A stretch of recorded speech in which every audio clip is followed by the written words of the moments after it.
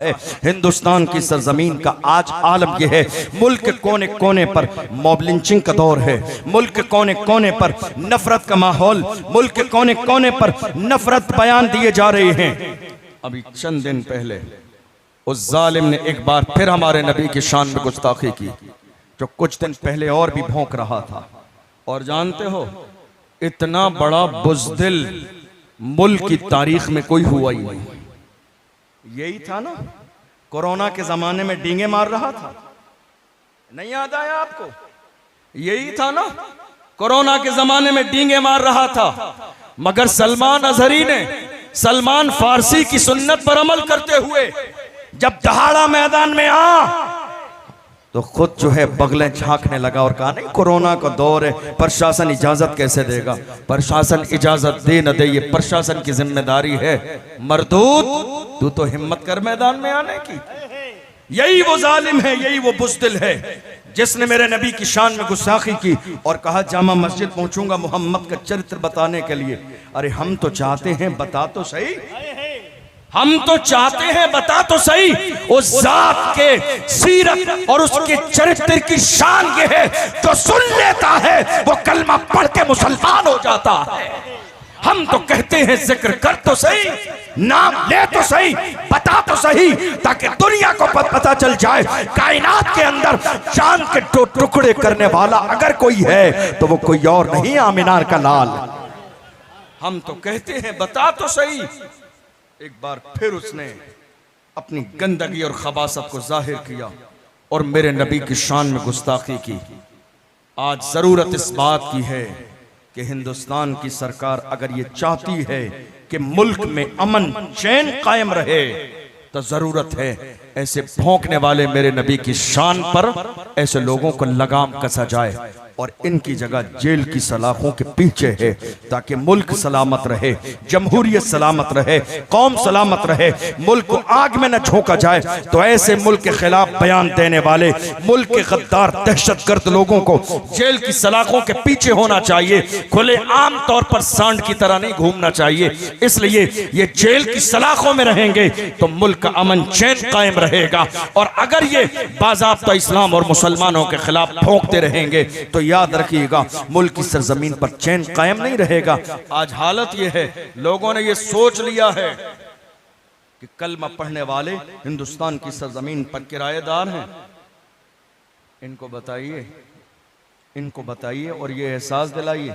आज कई बार ऐसा होता है ना, बहुत सारे लोग हमारे परेशान हो जाते हैं, कहते हैं हजरत सब तरफ हमारी बात हो रही है, सोशल मीडिया पर हमारी बात, इलेक्ट्रॉनिक मीडिया पर हमारी बात, प्रिंट मीडिया पर हमारी बात, चैनल पर डिबेट हमारे बारे में, हर जगह हमारी बात। कभी नमाज के मसले, कभी निकाह के, कभी तलाक के, कभी खुला के, कभी इद्दत के, कभी वक्फ के, हर तरफ हमारी बात। मैं कहता हूँ ऐ हुजूर के आशिकों, घबराओ नहीं, बात उन्हीं की होती है जिनमें कोई बात होती है। घबराओ नहीं, परेशान न हो, वो दिन जरूर आएगा। तुम अपनी माथे की आंखों से देख लेना, वो दिन जरूर आएगा जब इस्लाम के दुश्मन नीच तो नाबूद हो जाएंगे, दुनिया के हर कोने पर रसूलुल्लाह के इश्क का झंडा लहराएगा। वो दिन जरूर आएगा, हम रहें या ना रहें, अल्लाह का फजल है मेरा इस्लाम रहेगा। मैं रहूं या ना रहूं, पर मेरा कुरान रहेगा। मैं रहूं या ना रहूं, मुस्तफा के नाम के चर्चे रहेंगे। और उनका जिक्र कितना बुलंद है, अर्श पे ताजा छेड़छाड़, फर्श पे तुरफा धूम धाम, कान जिधर लगाइए तेरी ही दास्तान। हिंदुस्तान की सरजमीन पर लोग भूल गए हमारी कुर्बानियां क्या हैं। जिस मुल्क में हम और आप रहते हैं, हिंदुस्तान, जब अंग्रेजों ने हिंदुस्तान की सरजमीन पर कब्जा किया, आपने तो हमारे एक आलिम को एक जुमले पर कैद कर दिया और दोहरा मयार दिखाया मुल्क की सरजमीन पर। इस्लाम को गालियां देने वाले घूम रहे हैं, हुजूर की शान में गुस्ताखी करने वाले खुले घूम रहे हैं। हमें तो ऐसा लगता है इनकी सरपरस्ती की जा रही है, इनकी पुष्टपनाही की जा रही है, वरना मुल्क के कोने कोने पर FIR दर्ज करने के बाद भी न इन्हें गिरफ्तार किया जाता है, न जेल की सलाखों के पीछे डाला जाता है। हाल ये है, हमारे एक शेर ने एक जुमला कहा, 8 महीने से ज्यादा हो गए आपने जेल में डाल दिया, तुम्हें अंदाजा भी नहीं। इस मुल्क की आजादी में सबसे बड़ा हाथ अगर किसी का है तो वो हमारे आलिमों का हाथ है, हमारे उलमा की कुर्बानी है कि आज चैन की नींद पूरा मुल्क हिंदुस्तान की सरजमीन पर सोता है। वरना जिस तरह अंग्रेजों ने गुलामी की जंजीरों में कैद कर दिया था, दुनिया सिसक रही थी, इंसानियत सिसक रही थी। ये कोई और नहीं था, मुल्क की आजादी के लिए आवाज उठाने वाला जिसने जिहाद का फतवा दिया वो एक आलिम था। दुनिया जिसे अल्लामा फजल हक खैराबादी के नाम से जानती है, वो एक आलिम दीन जिन्होंने मुल्क की आज़ादी के लिए जिहाद का फतवा दिया। मैं यहाँ रुककर ज़रा ये कहना चाहता हूँ, आज बड़े बड़े लोग मसलहत का शिकार हो गए। मैं सलाम करता हूँ उस मर्द कलंदर को जो आलिम नहीं, फाजिल नहीं, मौलाना नहीं, मुफ्ती नहीं, हाफिज नहीं, कारी नहीं, कोई पीरे तरीक़त नहीं, मस्जिद का इमाम नहीं, फिर भी उसने नामूस रिसालत पर मुल्क के अंदर इतनी बड़ी रैली निकाली है, रहती दुनिया तक उसे याद रखा जाएगा। आज हर मुसलमान को, हर आलिम को, हर पीर को, हर नामूस रिसालत के पहरेदार को यह सोचना चाहिए, हुजूर की इज्जत सबसे बड़ा मसला है, नामूस रिसालत सबसे बड़ा मसला है। आज अगर नहीं बोलेंगे तो कौन सा दिन आएगा बोलने के लिए? याद रखिएगा, ये ना इत्तफाकी खत्म कर दीजिए, ये हसद खत्म कर दीजिए, ये आपसी कीना खत्म कर दीजिए, ये एक दूसरे की जो टांग खींचने का मिजाज आपने पैदा कर लिया है खत्म कर दीजिए। हुजूर हाफिज मिल्लत के पैगाम पर अमल कीजिए। फरमाया हाफिज मिल्लत ने, इत्तेहाद जिंदगी है, इख्तिलाफ मौत है। इख्तिलाफ खत्म कर दें ताकि जिंदा रहें, एक हो जाइए। और कौन सा मिजाज बनाइए, एक ही सब में खड़े हो गए महमूद अयाज, न कोई बंदा रहा और न कोई बंदा नवाज। और ये मत सोचिए मेरा नाम नहीं आया, आज हमारी कौम इसलिए तो तबाह बर्बाद हो गई, इस फोटोबाजी ने हमारी कौम को तबाह बर्बाद कर दिया, इस नामवरी के मजे ने हमारी कौम को बर्बाद कर दिया। सबसे बड़ा मसला जानता हो क्या है? हमारे यहाँ जलसे के पोस्टर छप रहे हैं, सरपरस्ती और सदारत हमारे जलसों के पोस्टर तक रह गए। हमारे उलमा तवज्जो देंगे इस जुमले पर, हमारी सरपरस्ती और सदारत जलसों के पोस्टर तक रह गई। काश ये क़यादत जमीनी लेवल पर होती, काश ये क़यादत। कौम आज लावारिसों की जिंदगी गुजार रही है, कौम आज खड़ी इंतजार में है, कौन है हमारा इमाम नामूस रिसालत पर हम जिसके पीछे जाके खड़े हों? कौन है हमारा कायद जो आगे खड़ा हो हम उसके पीछे चलें? कौन है जो हमारी क़यादत करे हम उसके पीछे आ जाएं? कौन है जो हमारे आगे चले और हमें रास्ता दिखाए नामूस रिसालत पर हमें क्या करना है? मगर कौम दाएं देखती है, बाएं देखती है, आगे देखती है, पीछे देखती है।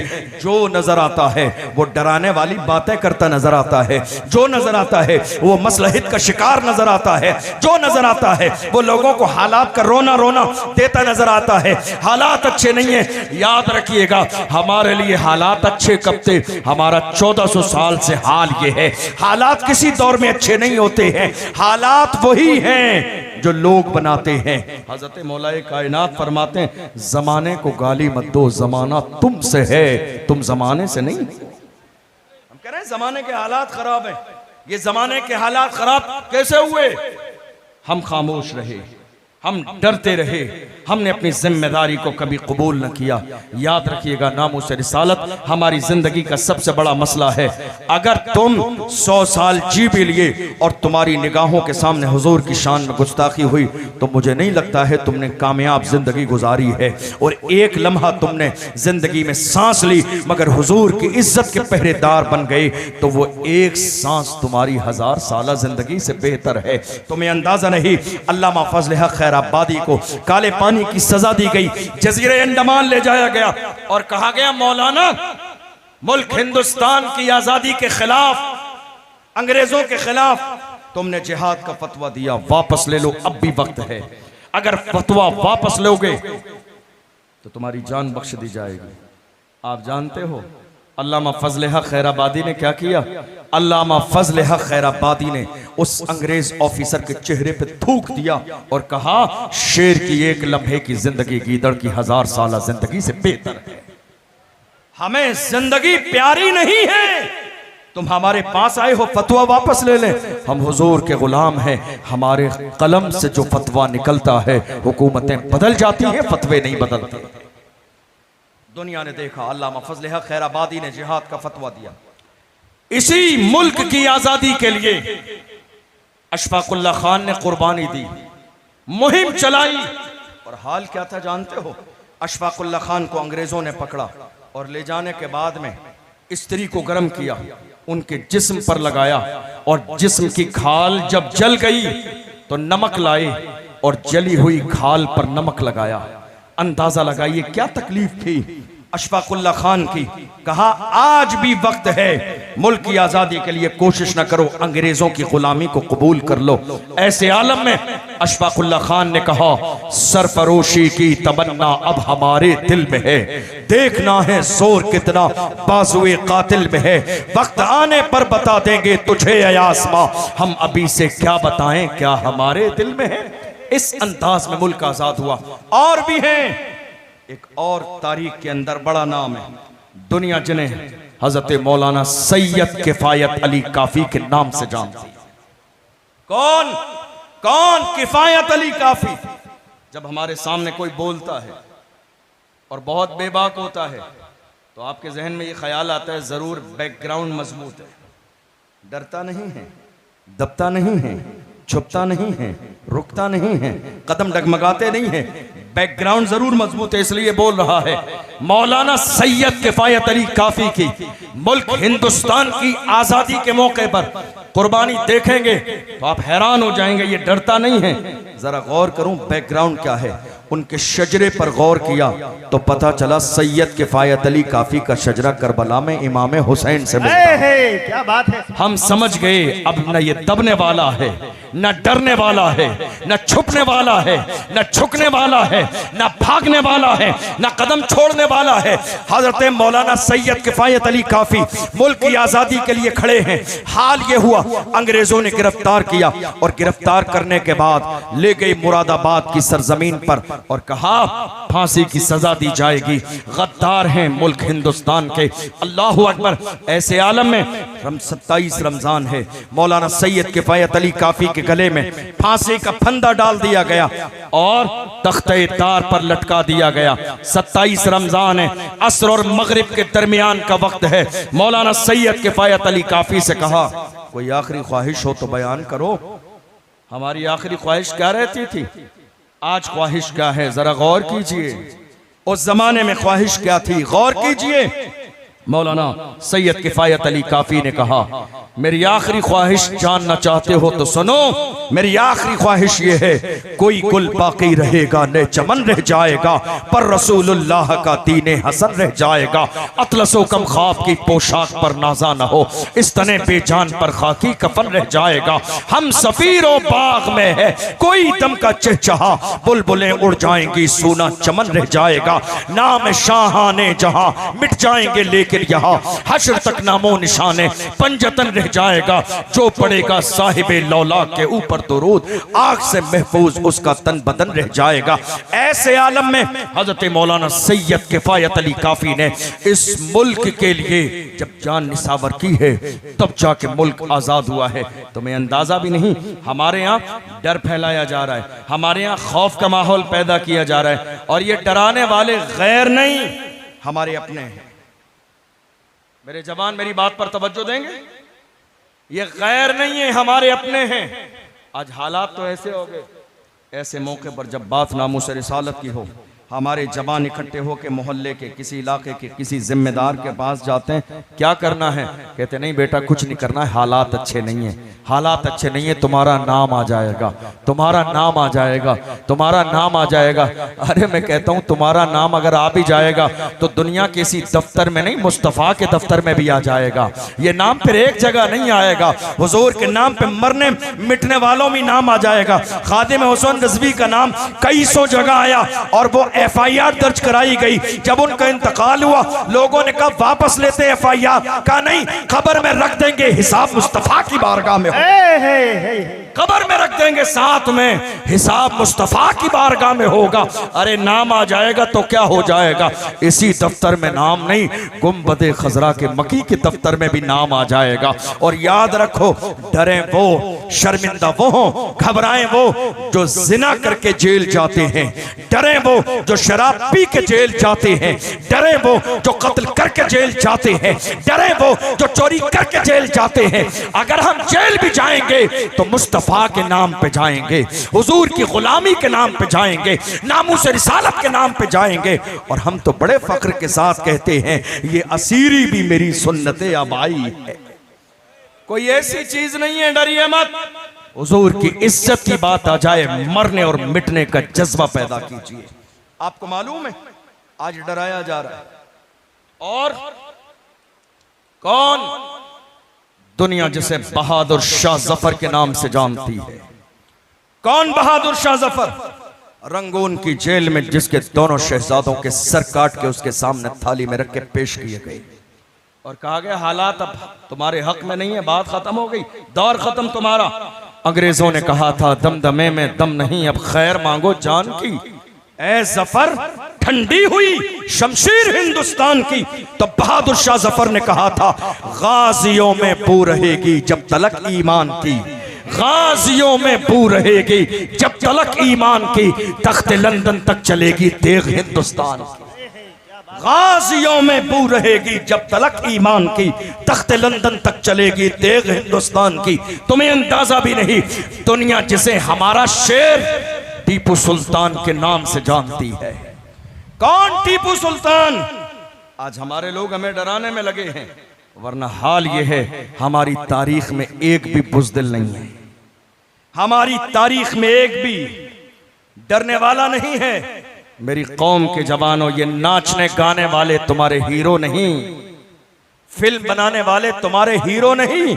हमारे हीरो सलाहुद्दीन अय्यूबी हैं, हमारे हीरो मोहम्मद बिन कासिम हैं, हमारे हीरो हजरत खालिद बिन वलीद हैं, हमारे हीरो अर्तुगरुल गाजी हैं, हमारे हीरो उस्मान गाजी हैं, हमारे हीरो टीपू सुल्तान है, हमारे हीरो खादिम हुसैन रज़वी हैं, हमारे हीरो सलमान अजहरी। ये नाचने गाने वाले हीरो नहीं है हमारे।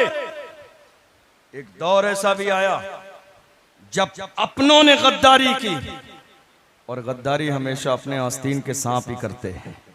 जब अपनों ने गद्दारी की, अंग्रेज दाखिल हुए टीपू सुल्तान के महल पर कब्जा करने के लिए, तो कुछ मुनाफिकीन ने, चापलूसों ने कहा हजरत जनाब, ये जो आपकी तलवार है ना, अंग्रेजों के कदमों में रख दीजिए, हो सकता है जान बच जाए, आपकी रहम आ जाए।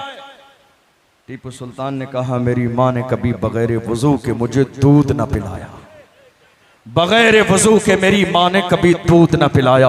मैं आज अपनी माँ के दूध का हक जरूर अदा करूंगा। मैं कोई बुज़दिल बाप का बुज़दिल बेटा नहीं कि मैं अंग्रेजों के कदमों में मरने से पहले तलवार रख दूं।